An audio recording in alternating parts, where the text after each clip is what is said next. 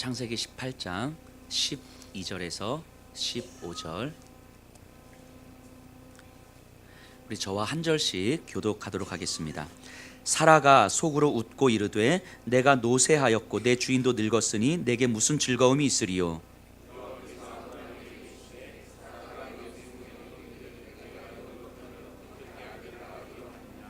여호와께서 능하지 못한 일이 있겠느냐. 기한이 이를 때에 내가 내게로 돌아오리니 사라에게 아들이 있으리라. 내가 웃지 아니하였나이다. 이르시되 아니라 내가 웃었느니라. 아멘. 자리에 앉아주. 오늘은 창세기 18장 19장의 말씀을 함께 나누려고 하는데요. 지난주에 하나님께서 아브라함에게 아들을 약속해 주셨어요. 아브라함과 사라를 통해서 아들을 주실 것이다. 그러면서 전능하신 하나님에 대한 이야기를 했습니다. 이 전능하신 하나님, 모든 것을 하실 수 있는 하나님이긴 맞지만 모든 것을 하실 수 있는 하나님이 아니라 하나님께서 약속하신 것에 대해서 전능하신 분, 이것이 성경에서 말하는 전능하신 하나님이시다, 이렇게 말씀드렸습니다. 즉 하나님께서 하지 못하시는, 아니 정확하게 말하면 하지 않으시는 일이 있으신 거예요. 예수님께서 겟세마네 동산에서 아버지 할 수 있으시거든, 이게 이제 하나님 전능하시니까 못하실 일이 없으니까 이런 의미거든요. 할 수 있으시거든 이 잔을 내게서 옮겨주시옵소서, 이렇게 기도하시는데 하나님은 이 잔을 예수님께서 옮기시는 일은 못하시는 거예요. 왜냐하면 이 십자가의 길을 통해서만 구원하셔야 될 더 큰 약속이 있기 때문에 이 약속을 이루시기 위해서는 이 잔을 옮기시는 일은 못하시는 거예요. 그러니까 능력이 없어서가 아니라 하나님께서 약속하신 바가 아니기 때문인 거죠. 즉 하나님의 전능하심은 하나님의 약속하신 바에 따라서 그것을 이루시는 하나님이 전능하신 하나님이다, 이렇게 말씀을 드렸어요. 그러니까 아브라함도 마찬가지입니다. 지금 이삭을 낳기 전에 엘리에셀이나 이스마엘 정도로 만족할 수 있었는데 하나님은 그 정도로 만족하지 않으시고 아브라함과 사라를 통해서 이삭을 약속하셨기 때문에 이 이삭을 낳을 때까지 하나님은 이루시는 거예요. 그러니까 이삭을 약속하셨지만 이삭 말고 다른 아들로 가자, 이렇게 못 하시는 거예요. 하나님은 하실 수 없으셔서가 아니라 하나님의 약속이 더 크기 때문인 거죠. 그래서 이삭을 주시기까지 아브라함을 끌고 가시죠. 그래서 오직 하나님의 은혜로만 가능한 자녀를 약속하셨고 하나님으로만 설명 가능한 후손과 나라를 보여주신 거죠. 그래서 하나님은 불가능한 가능성을 말씀하신 거예요. 아브라함과 사라에게 더 이상 아이를 낳을 수 없는 그 불가능한 상황 속에서 가능성을 이야기하신 거죠.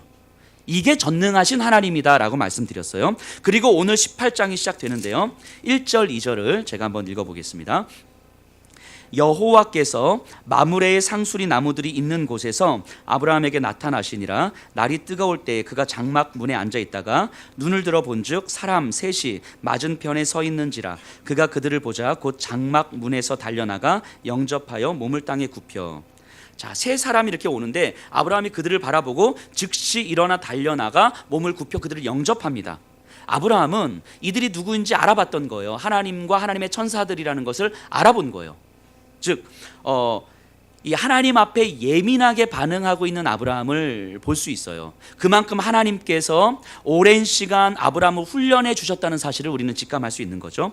자, 그들을 이제 영접하는 가운데 대화가 이루어져요. 9절에서 10절 읽어볼게요.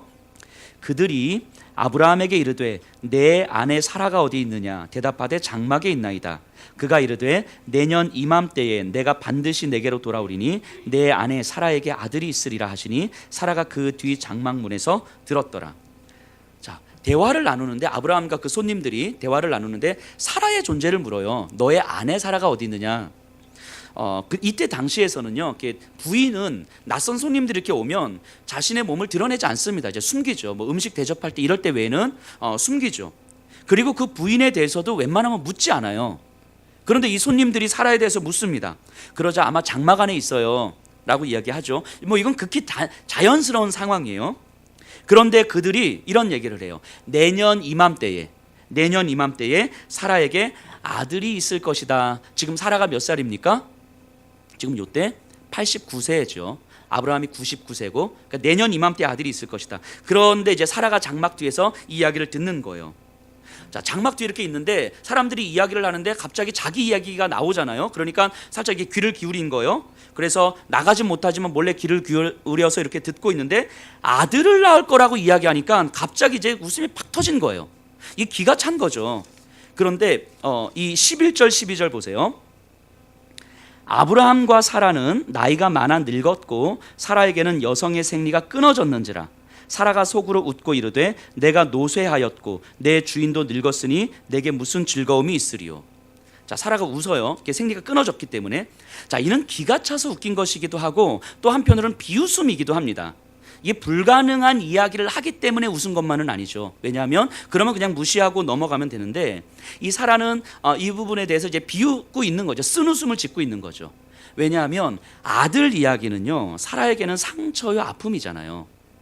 사라에게 이때 당시에 아들이 없다는 사실 자체는 신의 저주를 받았다는 의미인데, 요 시대에, 그러니까 평생 아들이 없이 살아가는 사라에게 아들이 없다는 사실은 상처고 아픔인데, 심지어는 하갈 사건까지 있었잖아요. 자신의 여종을 통해서 임신을 했는데 그 여종이 자기를 무시하는 거죠. 그래서 그를 쫓아내야만 했었던 사건. 그러나 다시 그를 받아들임으로써 이스마엘을 지난 13년간이나 보면서 키운 거예요. 이스마엘을 볼 때마다 사라는 그것이 자신의 아들이 없음에 대한 아픔이요, 상처요, 그게 절망이란 말이죠. 그러나 현실적으로는 완전히 지금 불가능해진 상황 속에서, 그러니까 이 사라에게는 이 아들 이야기는 아픔이고 이제 아킬레스건인데 그 아픔을 건드리고 있는 거예요. 그 아픔을 마치 이런 거하고 똑같죠. 우리가 자라면서 아버지한테 너무너무 큰 상처를 받아서 아버지에 대한 분노가 가득해 있는데, 그래서 아버지 생각만 해도 막 이렇게 치가 떨리는데, 그래서 의도적으로 아버지를 잃어버리고 생각하지 않으면서 살아가는 어느 날, 야, 너희 아버지가 너를 얼마나 많이 사랑하시는데, 이렇게 말하면 이거는 그 상처를 건드리는 거죠.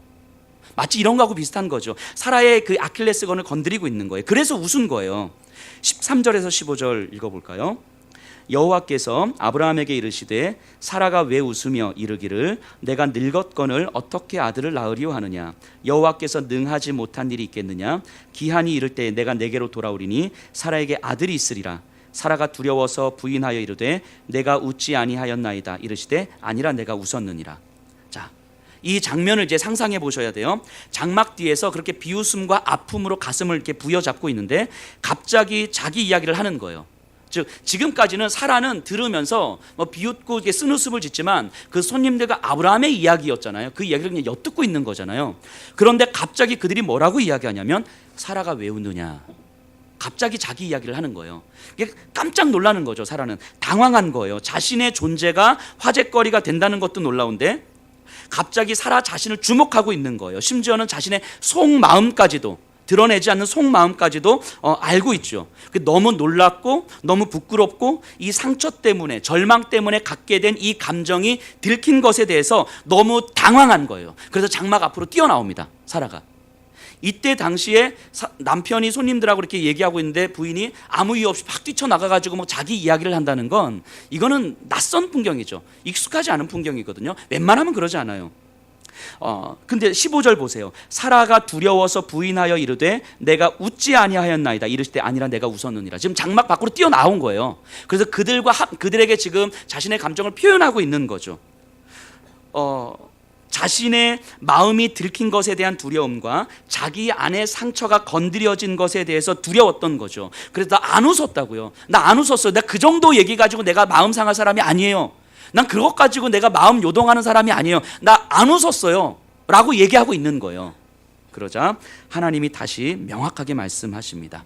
아니라 네가 웃었느니라. 너 자신을 속이지 마. 너 웃었잖아. 이렇게 말씀하시는 거예요.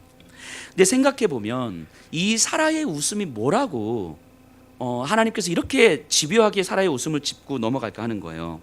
이 사라의 웃음은요, 상처와 아픔이잖아요. 사라의 평생의 상처와 아픔이지요.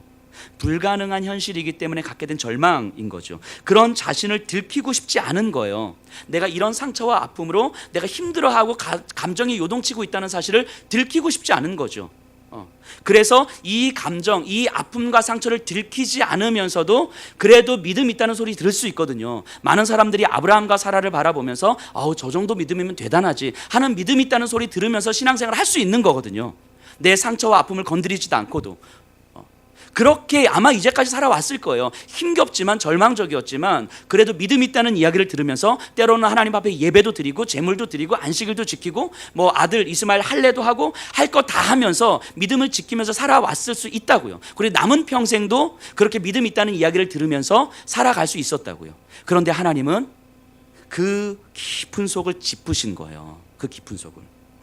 더 이상 숨길 수 없게 된 사람, 자기 안에 있는 깊은 어떤 감정과 상처와 아픔을 들키게 된 사람은 아마도, 성경은 더 이상 묘사하고 있지는 않지만 아마도 그 장면을 상상해 보면 그냥 그 자리에서 털썩 주저앉아서 엉엉 울지 않았을까 싶은 거예요. 자기 감정을 들켜서 수치스럽고 부끄러워서 울었지만 또 그 하나님 앞에서 더 이상 숨길 수 없는 내 자신, 나의 밑바닥까지 드러내서 더 이상 아무에게도 드러내지 못했던 그 아픔과 상처를 하나님 앞에서 들켰을 때 더 이상 숨길 수 없음에 대해서 하나님 앞에 주저앉아서 울지 않았을까 싶은 거죠. 하나님은 사라에게 이렇게 말씀하시는 거예요. 너의 상처와 아픔, 그게 왜 그렇게 너를 두렵게 만들고 불안하게 만드느냐. 너가 쓴 웃음 짓고 냉소적인 감정을 가지고 있는 것, 그게 왜 너를 그렇게 불안하게 만드느냐. 너의 경험 정도라면, 너의 상처와 아픔이라면 충분히 그럴 수 있는데, 그렇게 감정 요동할 수 있는데, 그게 마음의 벽을 칠 수 있는데, 마치 아닌 것처럼 그렇게 살아가는 거, 그럴 수 있는 건데, 너의 경험 정도면 그래도 너 잘 버티고 있는 건데 왜 그게 그렇게 너를 불안하게 만드느냐. 근데 너의 그 감정과 상처와 아픔을 내가 잘 알기 때문에 내가 직접 찾아온 거 아니겠냐고 말씀하시는 거죠. 사라에게 직접 찾아오시는 거잖아요.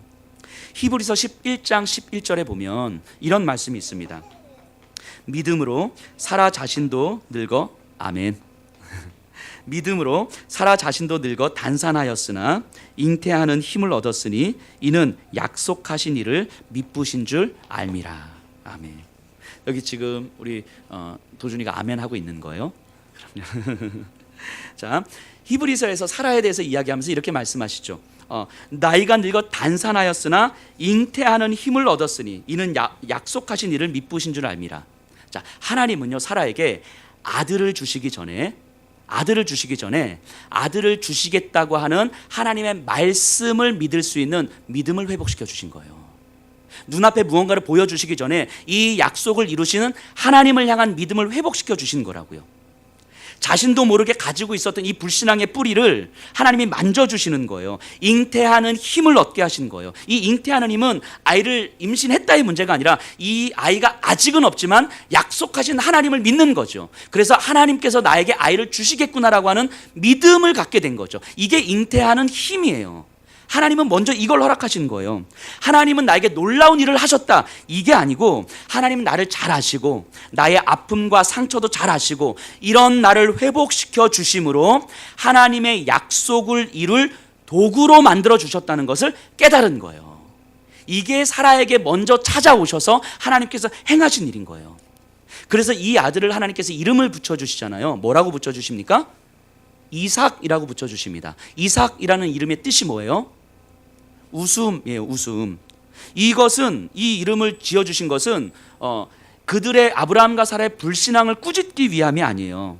이 이삭을 낳고 나서 하나님은 너 그때 내가 너에게 아들 약속했을 때 웃었던 그때, 이 이삭을 보면서 그때를 기억하라는 거예요. 그때를 기억하라고요. 자신의 불신, 하나님이 약속하셨음에도 불구하고 내가 그 하나님의 약속을 믿지 못하고 비웃었던 그때, 내 상처가 건드려지고 아픔을 건드리셔서 그것이 나로 하여금 냉소적으로 만들었던 그때를 기억하라는 거예요. 그래서 하나님의 전능하심과 은혜를 잃어버리지 않게끔 배려해 주시는 거예요. 이후로 이삭을 볼 때마다 내 상처와 아픔으로 인해 하나님을 비웃었던 자신을 떠올리는 거죠. 그만큼 나를 기억하시고 사랑하시는 하나님을 누리게 되는 거예요. 이삭은 하나님의 배려죠. 배려. 그래서 내가 믿음이 있다 하지만 사실 내 안에 불신앙의 뿌리를 가지고 내가 할 수 있는 선에서 믿음을 유지하고 있는 그 모습에 대해서 하나님은 깊이 건드리셔서 거기까지 끌어내시는 거예요. 그리고 그것을 확인하게 하셨을 때 내가 힘들고 지치고 꼭 이렇게까지 하셨어야 됐어요 라고 할 때, 그때 시간이 지나고 났을 때 이때를 기억하라고 주시는 하나님의 배려가 이삭이죠. 그래서 이삭은 단순하게 나에게 약속하신 아들이 아니라 내 신앙의 여정 속에서 나를 돌아보도록 하는 하나님의 배려인 거예요. 우리 한국 교회 안에서 가장 무서운 병이 있어요. 무슨 병인지 아세요? 이 섭섭병이죠. 섭섭병. 이게 제일 무서운 병이에요. 이 섭섭나무가 한번 자라기 시작하면 다른 거는 잘 열매를 안 맺는데 이 섭섭나무는요 한 30배, 60배, 100배의 결실을 맺어요. 이렇게 금방 맺어요.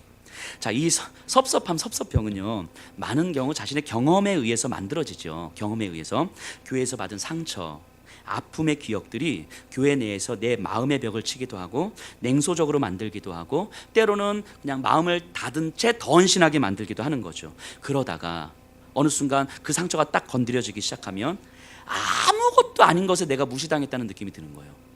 아무것도 아닌데 사람들이 나를 왕따시키는 것 같고 아무것도 아닌데 굉장히 혼자 있는 것 같고 외로워지는 거죠. 그러면서 자기 안에서 이제 온갖 상상을 동원하죠. 온갖 상상을 하면서 섭섭함의 감정을 진짜 현실로 만들어 버려요. 그런데 이제 여기까지는 그럴 수 있는데, 그런데 이제 내가 신앙생활 20년 하고 30년 했는데 내가 나이가 이제 50줄에 넘어섰는데 내가 이제 직분이 뭔데, 근데 이런 누군가 때문에 작은 섭섭함의 감정 때문에 힘들어 한다는 사실을 인정하는 게 힘든 거예요.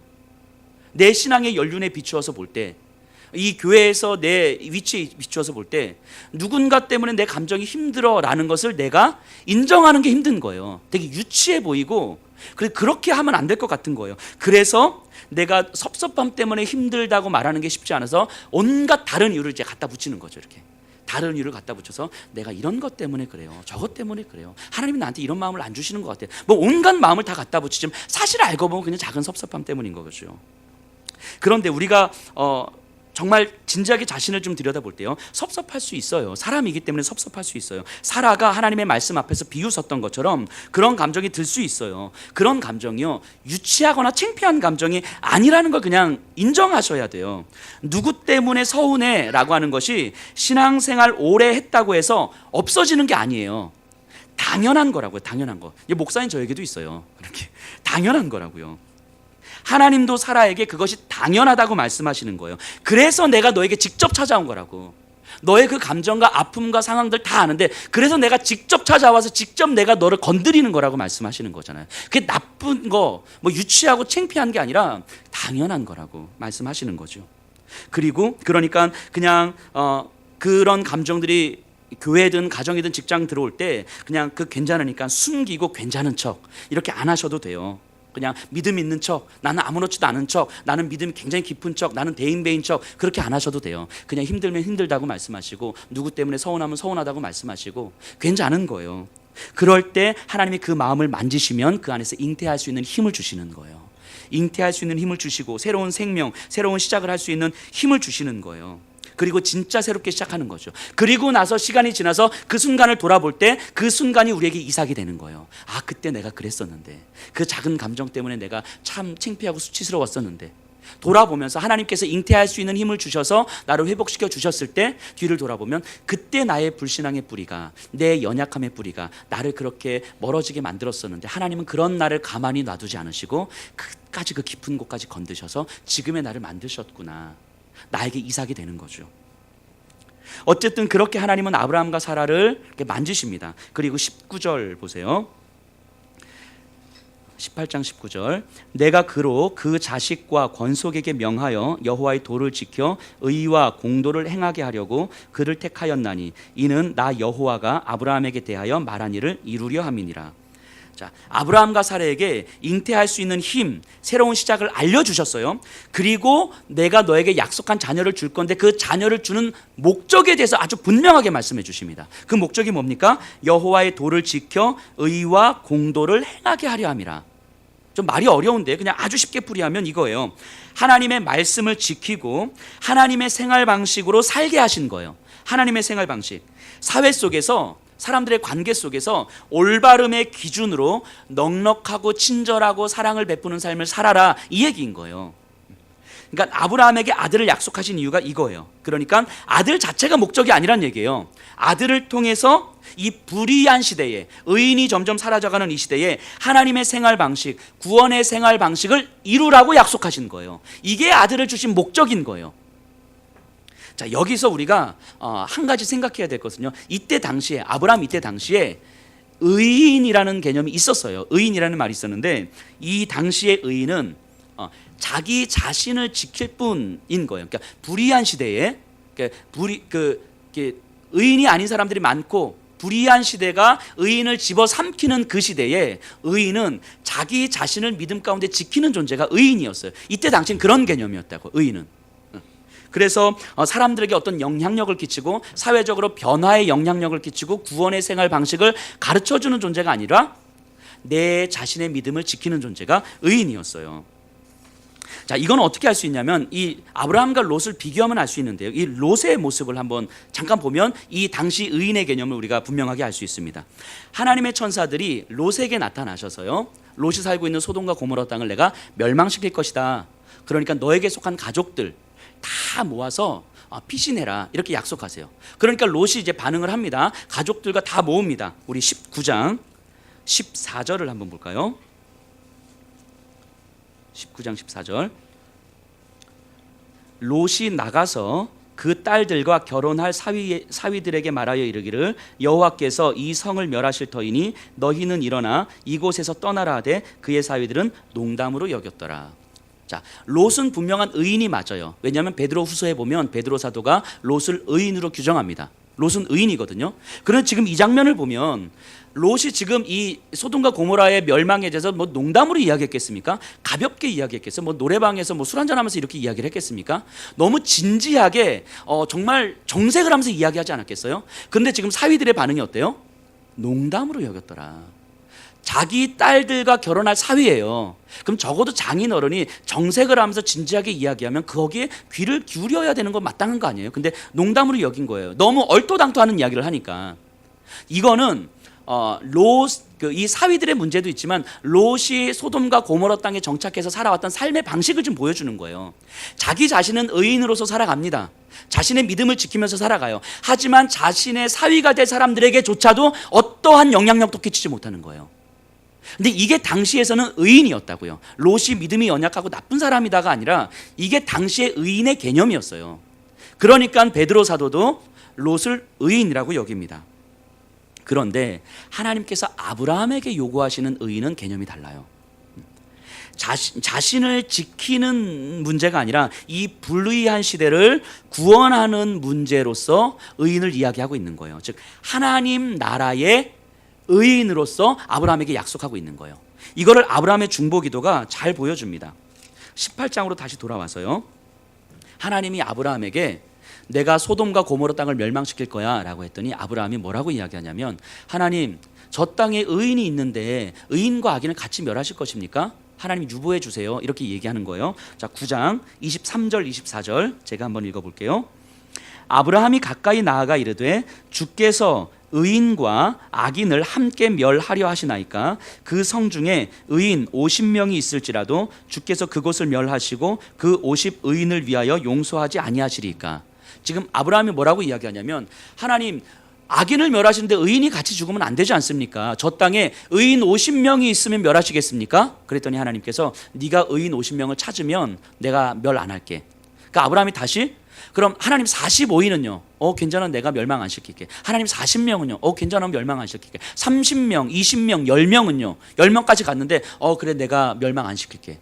자, 이 아브라함의 중보 기도의 의미는 뭐냐면, 어떤 분들은 왜 10명에서 그쳤을까? 10명에서 그쳐서 하나님께서 멸망시키셨다. 뭐 한 명까지 가야 되는 거 아니냐? 그게 아니죠. 이게 숫자는 별로 중요하지 않죠. 여기서 중요한 건 뭐냐면 아브라함의 중보 기도의 의미예요. 이때 당시 의인의 개념은 의인을 통해서 이 지역이 구원받는 개념이 없었다고요.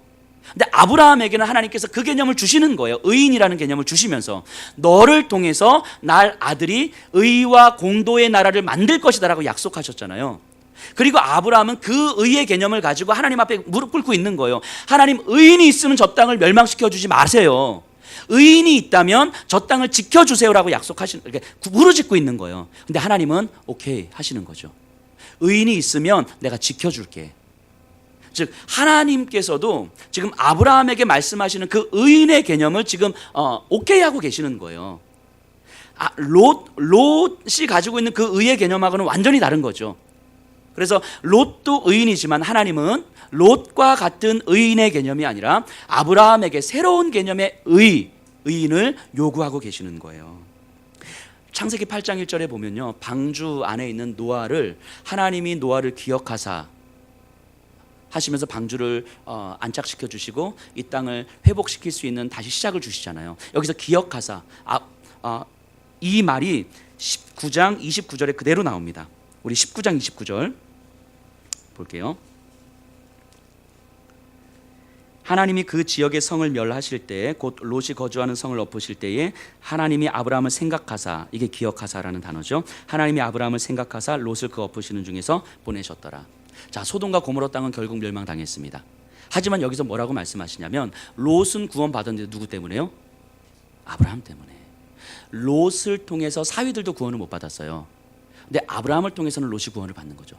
이 의의 개념이 형성되기 시작하는 거예요. 의인을 통해서 다른 누군가가 구원받는 개념이 형성되기 시작하는 거예요. 이게 하나님 나라의 의의 개념인 거죠. 그러니까 노아로부터 시작해서 아브라함으로 이어져 가는 거예요. 그래서 한 걸음 더 계속 나가고 있는 거죠. 하나님의 의의 개념이 지금 발전하고 있는 거죠. 하나님은 그러니까 아브라함과 사라가 의인, 이런 의미에서 의인의 조상이 될 거라고 분명히 말씀하시는 거예요. 그렇죠? 이런 의인의 개념이 당시에 없었거든요. 근데 하나님께서는 이런 의인의 개념, 이 의인을 통해서 너의 후손들을 통해서 이 땅이 구원받을 거야 라고 하는 구체적인 약속을 하신 거거든요. 근데 이 약속을 말씀하고 싶으셨던 거예요. 그래서 이 믿음 갖게 하시려고 그 숱한 시간들을 상처와 아픔 속에서 헤매게 하신 거죠. 사라의 그 비웃음을 통해서 그 깊은 절망을 건드리시면서 그것을 믿음으로 바꾸어 주신 거예요. 그 증표로 이삭이라는 이름을 주신 거죠.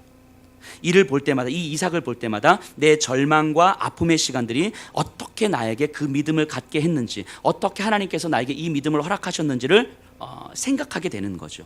그러니까 당시의 믿음으로는 상식적이었던 의인 롯이 아니고 하나님 나라의 의인 아브라함과 사라를 새롭게 시작하시는 거예요. 그리고 이 아브라함과 사라, 그리고 이 이야기를 듣고 있는 시내산 아래에 있는 이스라엘 백성들, 출애굽한 이스라엘 백성들, 지금 출애굽한 이스라엘 백성들 생각해 보세요. 지금 광야에서 절망 가운데 있잖아요. 낮에는 덥고 밤에는 춥고 먹을 것은 없고 물은 없고 이민족의 침입 가운데서 무방비 상태로 노출되어 있는. 그런데 이 아브라함의 이야기를 들으면서 지금 광야에서의 절망이 우리를 참된 의인으로 삼아주시는 하나님의 이야기라는 사실을 이제 믿게 되는 거죠. 가나안 땅은 의인이 없어서 멸망할 거예요. 가나안 땅은, 우리들이 들어갈 가나안 땅은 의인이 없어서 멸망할 거지만 우리가 그 땅에 들어감으로 말미암아 그 땅이 회복될 거라는 거예요.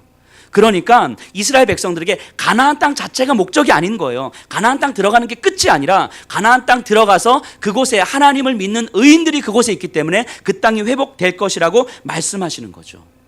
이 의인의 개념이 발전하기 시작하는 거예요. 그래서 노아를 통해서, 아브라함을 통해서, 모세를 통해서, 그리고 다윗을 통해서, 그러면서 성경은 더 완전한 의인을 이제 소망하게 되는 거죠. 더 완전한 의인. 완전한 의인을 통해서 이 땅이 완전한 구원을 받을 것이라고 하는 그 완전한 의인을 소망하게 되는 거예요. 예수 그리스도를 통하여서 이 불의한 시대를 구원하시는 하나님의 이야기를 소망하게 되는 거예요. 아브라함을 통해서는 롯 한 명만 구원받았지만 아브라함의 자녀를 통해서는 더 많은 사람들이 구원받을 것이고, 그리고 다윗을 통해서는 더 많은 사람들이 구원받겠지만 완전한 의인이신 예수 그리스도를 통하여서는 이 땅에 완전한 구원이 이루어질 거라고 성경을 통해서 우리로 하여금 소망하게 하는 거죠.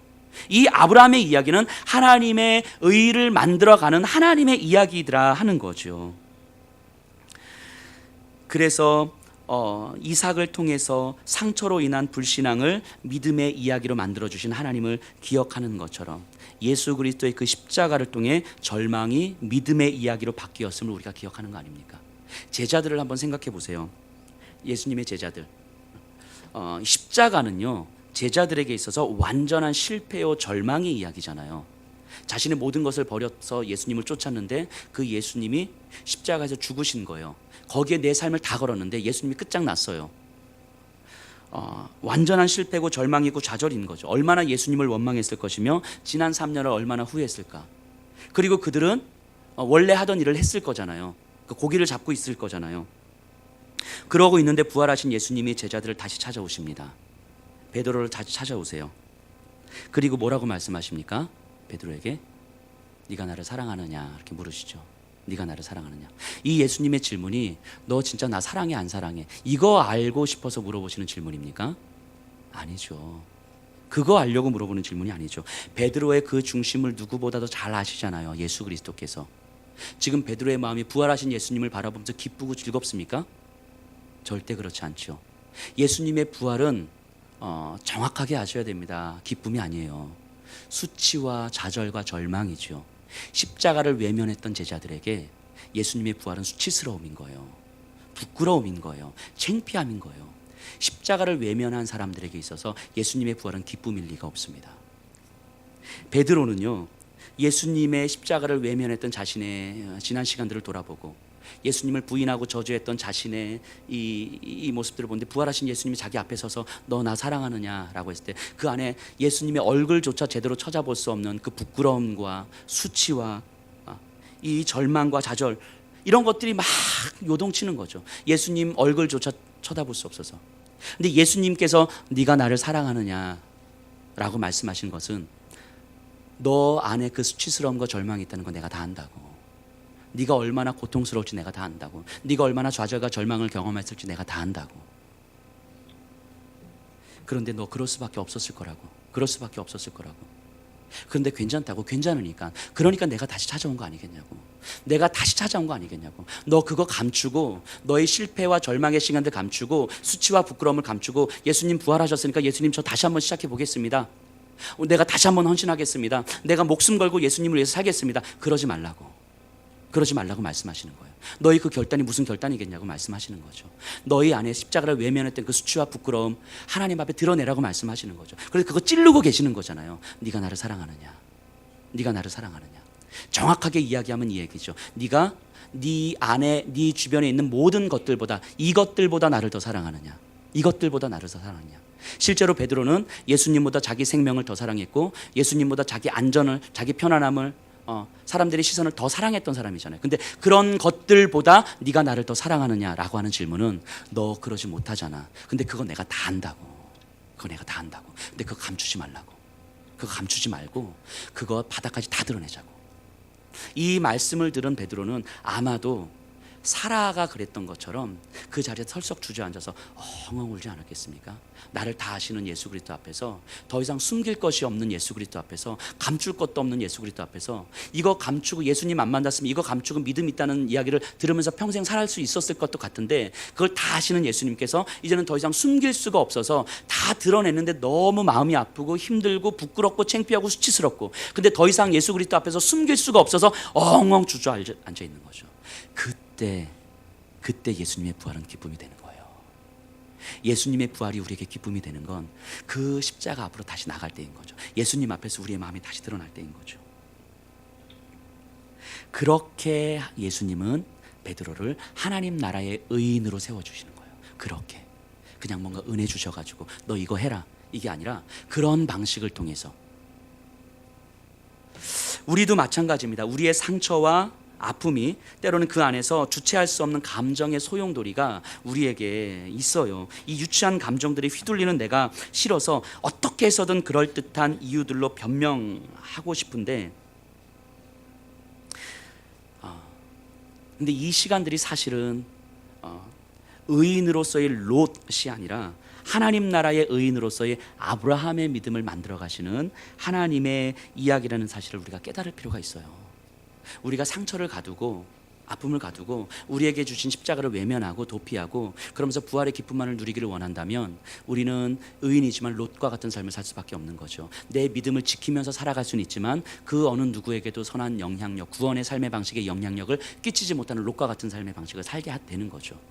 하지만 하나님은 우리를 그렇게 살도록 놔두시지 않는 거예요. 계속 말씀 앞으로 끌어내서 말씀으로 우리의 깊은 상처들을 계속 건드시는 거죠.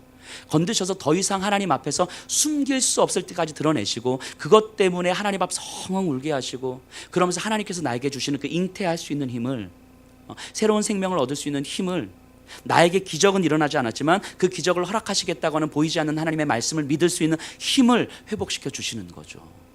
그럴 때 예수님의 부활은 우리에게 기쁨이 되고 롯이 아닌 아브라함과 같은 하나님 나라의 의인으로 우리가 살아가는 거 아니겠습니까?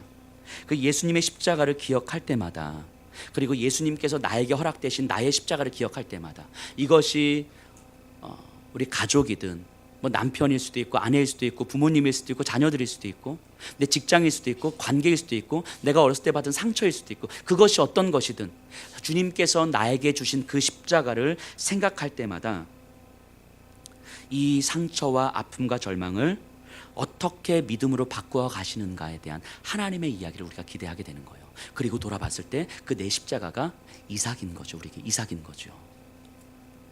그렇기 때문에 우리가 십자가를 외면한다는 건 예수 그리스도의 부활은 수치로 경험된다는 이야기예요. 하지만 그 수치에 직면하라고 말씀하시는 거죠. 부활의 영광은 십자가 앞에 나갈 때만 가능한 거죠. 십자가 없이 예수 그리스도의 부활의 기쁨이라는 건 없는 거예요. 제가 이 얘기 하나 하고 좀 마무리하도록 하겠습니다. 아마 10여 년쯤 됐을 것 같은데요. 제가 처음 사역할 때 이제 교육전도사 할 때 있었던 일이에요. 고2 여자아이를 그때 제가 만났는데, 그 아이는 여자아이인데 그때까지 아버지한테 뭐 맞았어요. 이렇게 막 뭐 딱이 맞고 뭐 이렇게 뭐 쌍욕 듣고 이런 예사고, 그러니까 어렸을 때부터 계속해서 이렇게 맞고 자란 거예요.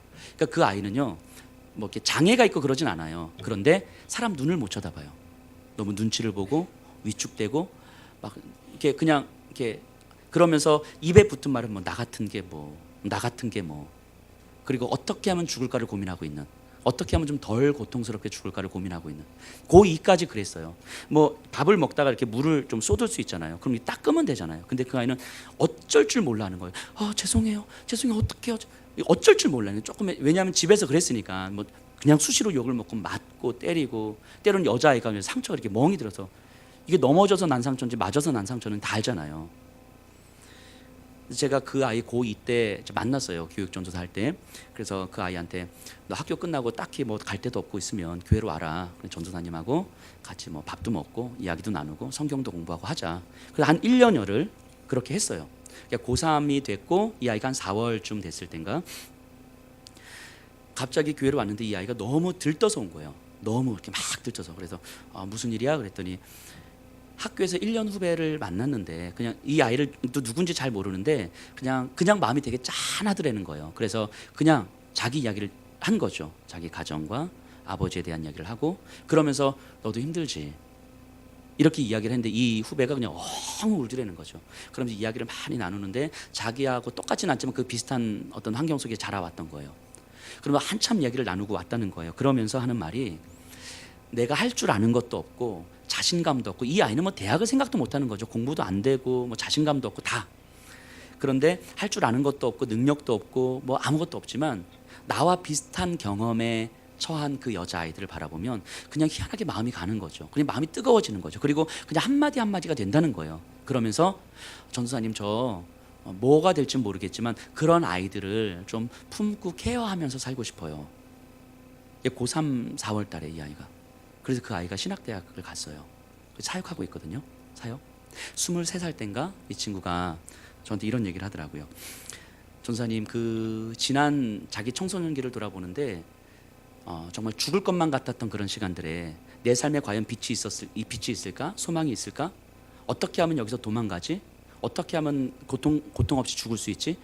이런 것만 고민하고 있었던 그 시간, 지금 생각해도 끔찍하고 소름이 돋는데, 지금 이제 사역하고 있는 과정에서, 근데 생각해 보니까 그 시간이 하나님이 나를 가장 사랑하셨던 시간 같아요.